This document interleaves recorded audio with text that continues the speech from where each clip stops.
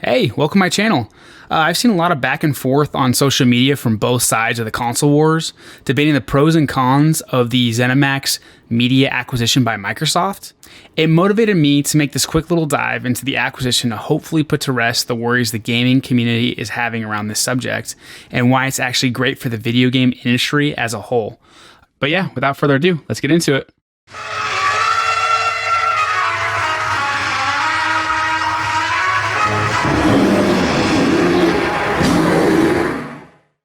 I think to get a good understanding of the acquisition, I have to take you back to 2013, when Xbox was winning the console wars due to the immense success of the Xbox 360. Microsoft was looking to continue this trend upwards. However, as many of you might already know, that came to a screeching halt due to the disaster announcement and launch of the Xbox One. TV, watch TV, TV remote, TV experience, TV, sports TV. Anybody?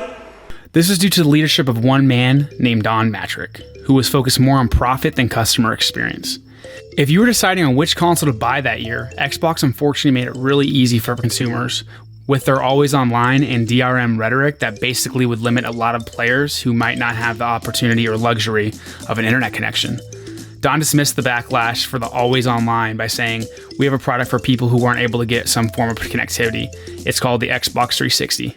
Fortunately, we have a product for people who aren't able to get some form of connectivity. It's called Xbox 360. Right. So stick with 360. That's your message if you don't like it? If you have zero access to the internet, that is an offline device. Like, what was this guy thinking? This decision turned into a major PR problem for Xbox that PlayStation took full advantage of. The last 7 years, PlayStation has dominated the market with overall console shares and the amount of amazing exclusives they have, such as God of War, Spider-Man, and even Fall Guys. While Xbox had, I guess Halo, which hasn't really been the same since Halo Reach in my opinion. Gears of War, which wasn't bad, and honestly some good indie games, but nothing on the colossal level of PlayStation and their exclusives. Xbox has been taking a different path since then, and with the leadership of Phil Spencer, they have been cleaning up their mistakes this last console generation. They now have a better outlook on the future as they continue to improve on the Xbox brand by focusing on their customers and gaming as a central part of the Xbox, while straying away from the original all-in-one gaming and entertainment center idea that they first ran with back when they announced the Xbox One. They have proved this by bringing things like the Xbox Game Pass to consoles and other devices, and the plethora of acquisitions of different studios to help their first-party lineup. Such studios include Obsidian Entertainment, In Exile Entertainment, and Ninja Theory, to name a few. With their latest purchase of Zenimax Media, they also acquired a tiny studio named Bethesda. Just kidding. This studio is a huge juggernaut in the industry, owning intellectual properties like the Elder Scrolls, Fallout, and hopefully soon to be released Starfield. With this purchase, they also acquired id Software, Tango Gameworks, Arcane Studios, and Machine Games, to name a few more. This left a lot of people who own PlayStations to start wondering if these would be console exclusives and if they would ever be coming to PlayStation. This is serious for a lot of gamers because a lot of these PlayStation users grew up with these games, specifically like the Elder Scrolls and Fallout. However, I think Xbox and their commitment to play the long game will help gamers out and the industry as a whole. If I was a betting man, which I am, I would put my money on PlayStation selling the most consoles out of the gate this console generation. However, Microsoft acquiring Zenimax Media is a long-term move to not only add strong game titles to their game lineup on Game Pass, but I believe to leverage in the future for potentially different PlayStation exclusives. Think about it. Bethesda has some of the best-selling games of our generation. So well, in fact, that we all bought Skyrim on every device we could, even our fridge. Introducing Skyrim, very special edition. Also coming soon to Etch-a-Sketch, Motorola Pagers, and your Samsung Smart Refrigerator. This is huge for Xbox to get some behind-the-scenes deals going on with PlayStation to hopefully get some of their exclusives on the Xbox. Also, if Sony does not play nice, they could potentially have some community backlash to help push them in the right direction. There is definitely a chance Microsoft will keep these titles all exclusive, but I don't think that based on their recent past and current actions when it comes to their exclusives. Minecraft and Cuphead are just a couple games which are widely praised that come to mind when I think of Microsoft exclusives that are now on other consoles. You can also look at Nintendo at how they have been playing very nice with Xbox.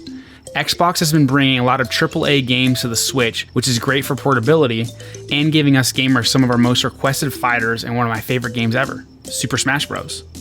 Also look at how friendly Microsoft has been to people sitting there not interested in buying the Xbox Series X this time around.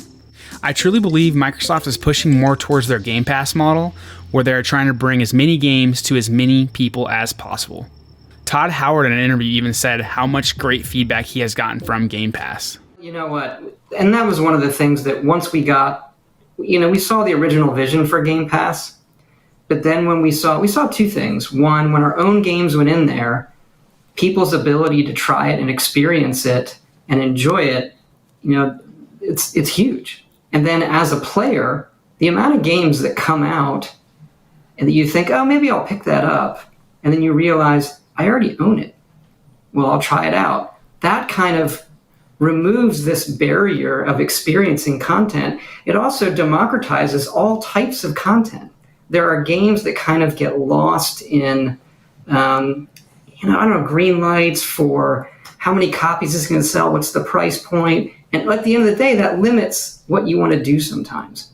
And the fact that you have that system now that people are so excited about, it really opens up the creative opportunities where you can just focus on, I'm going to make the best thing that people want to look at and not worry about some of those other things that I think can distract you from making, something unique.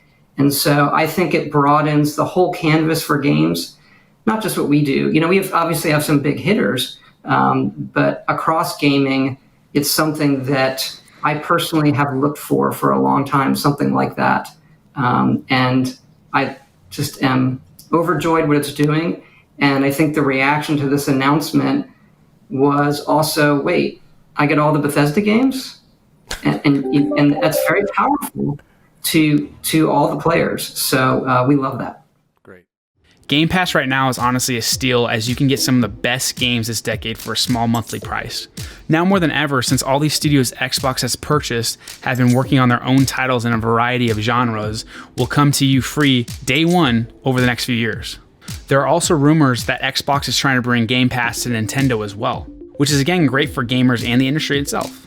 I think this will eventually happen, or Nintendo will create their own Game Pass of sorts, which Sony is already doing. Competition is huge, and Xbox has been positioning themselves to be a bigger threat, which in the long run will not only make the competition, Nintendo and Sony, better. Remember when Nintendo was still stuck in their old ways and would take down any video that included gameplay of their first-party games? Well, that changed, for the most part, and I think Sony eventually will too.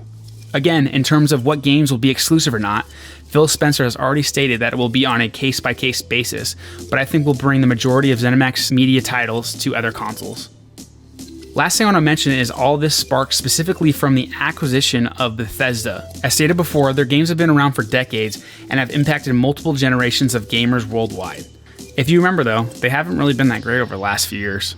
With their studio pulling away from their RPG roots game by game and not releasing a new mainline series Fallout or Elder Scrolls in over 5 years, their reputation has slowly fell, especially after the monetization of their mods, and don't even get me started with the disaster launch of Fallout 76.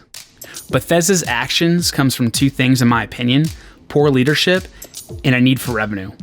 Even though Bethesda and the other acquired studios will operate independently, leadership now starts with Phil Spencer, and as I've been explaining, he's been doing a pretty good job of.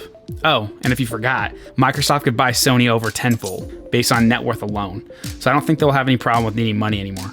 With Xbox's new brand and direction, I'd be very surprised if Bethesda and company kept up the same shady, non-customer focused business model they had before. With everything discussed, I doubt Xbox will keep all their games 100% exclusive. I believe they will leverage their games to bring more Sony exclusives to Xbox, but besides that, competition is great and usually leads to better outcomes for consumers. What do you guys think? Do you think Xbox will continue in the right direction, or slip again like they did in 2013? Let me know in the comments below. I appreciate you watching my video. Please make sure to like, subscribe, and even share if you feel like I've earned it. See you guys all in the next video. Peace.